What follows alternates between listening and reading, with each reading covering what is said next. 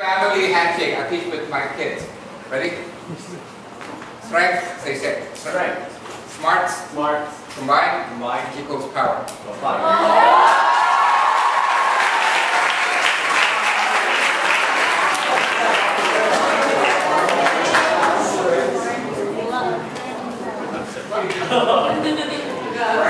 Strength. Smart. Combine. Power.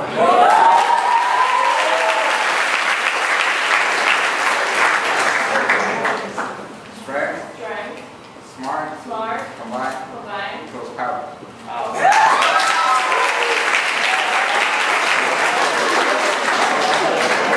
Deketin Mbak, suara fokus ke depan.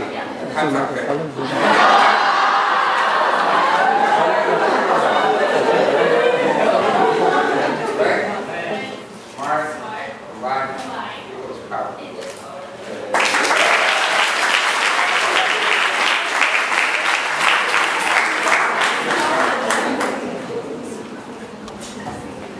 Thank you. I'm not very happy this morning. You know why? I just failed my driving test. You guys are a lot better. You have a license, I'm sure. You passed your license test, right? I failed. I mean, the questions are so obvious. I mean, for seats in the back, for kids of how many years? You know, I said 4. Supposedly it's 3 years old. And then if you have to, what do you call it, merge the lanes, are you supposed to slow down or maintain the speed? I said slow down, but apparently you're supposed to maintain the speed. You know, I studied my PhD, I passed, and I failed my driving license. It doesn't make sense. So now I got to go back 72 hours from now, and I'm so. The thing that consoled me a little bit is that there are quite other people that also failed the test. So I didn't feel so alone. But I was the only one who was crying.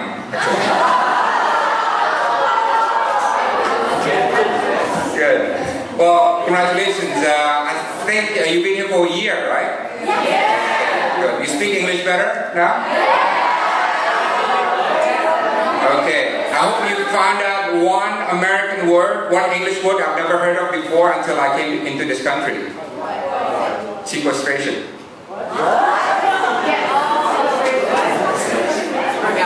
I know, in some part that's funny, you know. In some part that's funny, but I had yeah, anyways, great to see you here today. And you're coming home when? Okay. And the Americans who are going to Indonesia, where are you? Okay, good.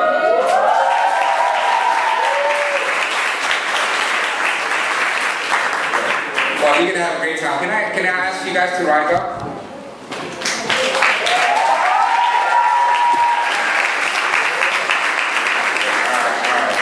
Thank you.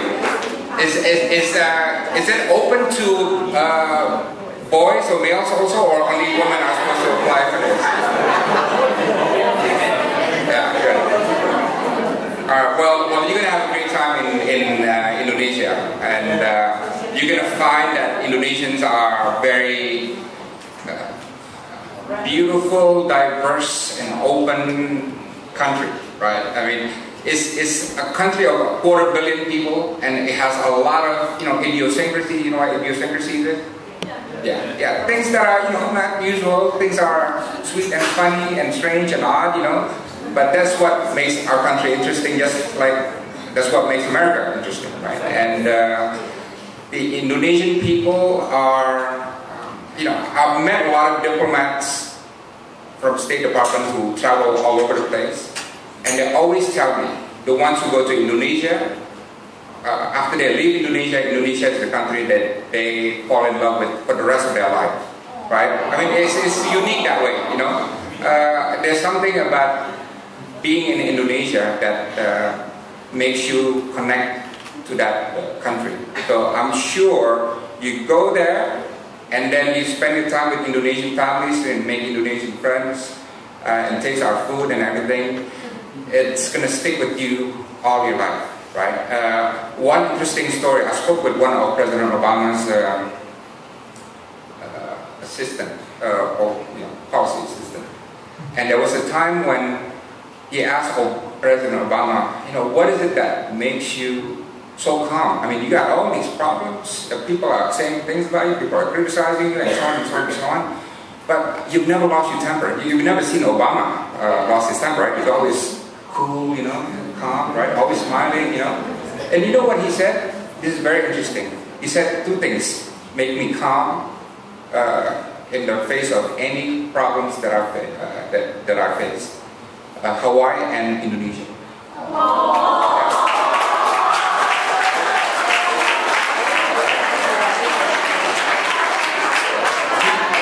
He said living in Indonesia, it makes him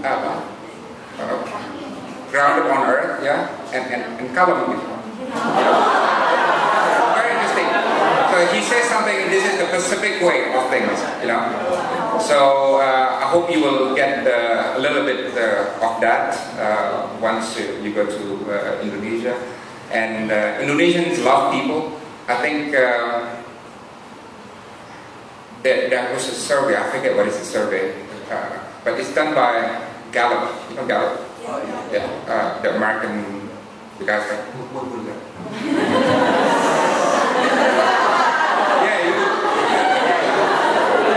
No, it's not food. It's polling.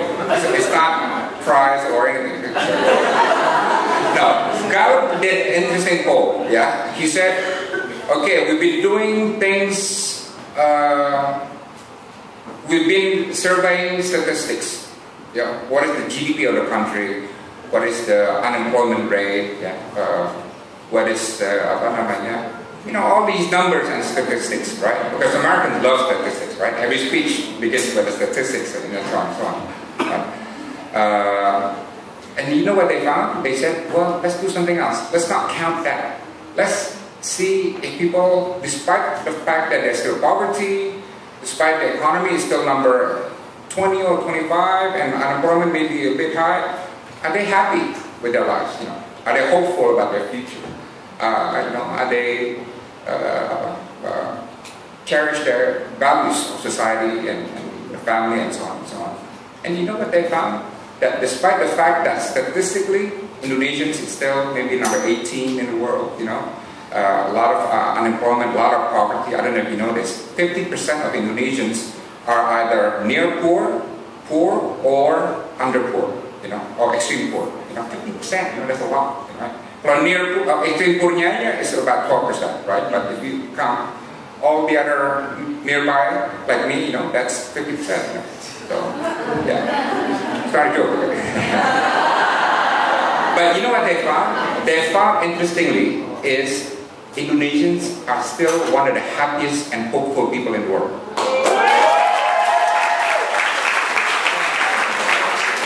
And I think it's true, because if you go to, I'm from West Sumatra, it's a very small village.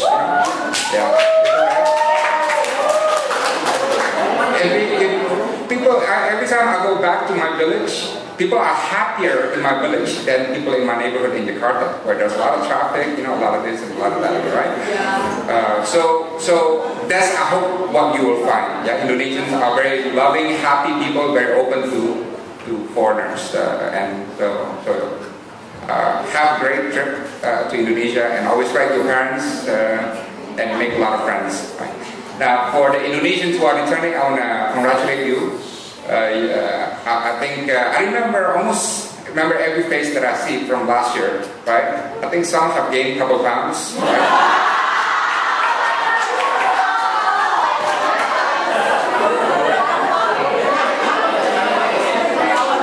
and that guy, you stand up. Let me see. You stand up. What's your name? Irfan. Yeah. You know what's different about Irfan today? He has a Justin Bieber haircut.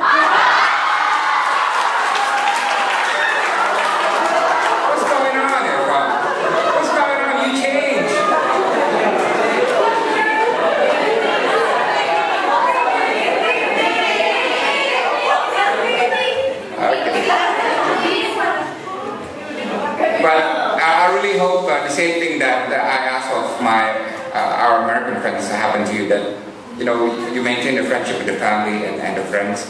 You know, the most important lesson in my life, you know, I went to America first time when I was, I think, 13. And the most important thing that I've learned since then is that your relationships and your friendship is what will carry you throughout all your life.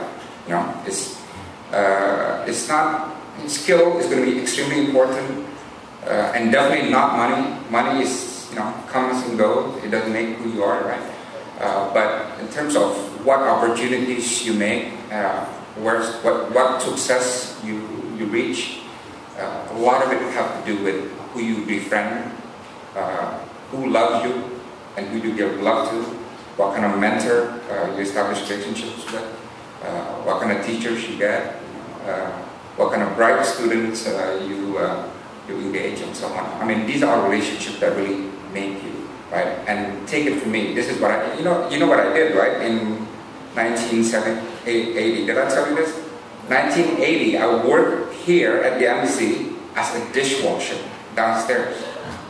Dishwasher, tukang cuci piring. Yeah, right? And now I'm ambassador in the same building, right? Yeah.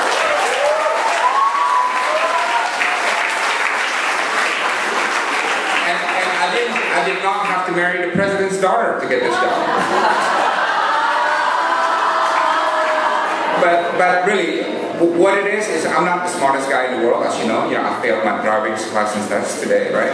But it's the relationships, you know, people who taught me, who guided me, who brought me up, who inspired me. That's what you are. So the relationships you have here, I hope you carry for life. And I want you to also, you know, always carry a bit of America in you. I think the best thing about coming to this country is this: you get to live and feel America. Right? It's one thing to watch TV and see America from your TV screen, and you know there's too many of them, right? And I'm sure by now you have realized that the most important person in America is not President Barack Obama or Speaker Boner or Marco Rubio. It's Kim Kardashian, right?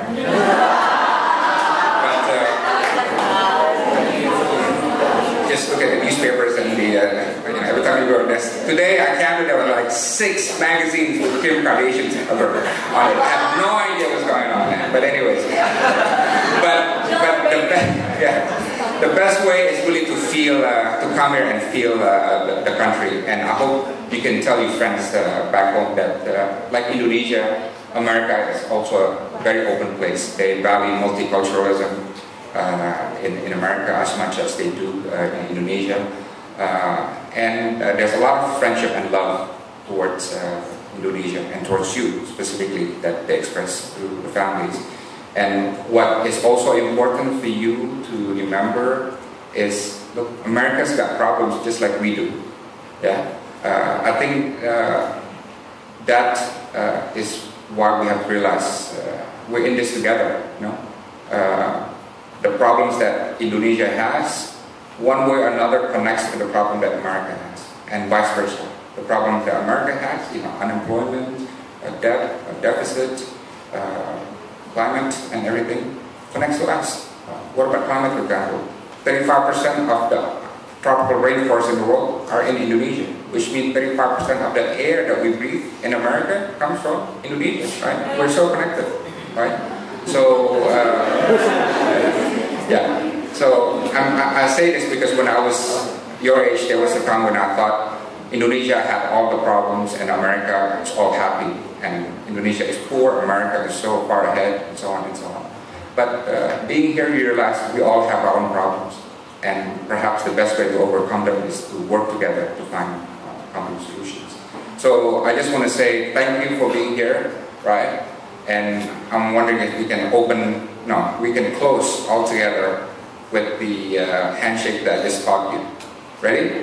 Can we all get up? We start with left first. Ready? 1, 2, 3. Strength, smart, combined, equals power. A big hand to all of us.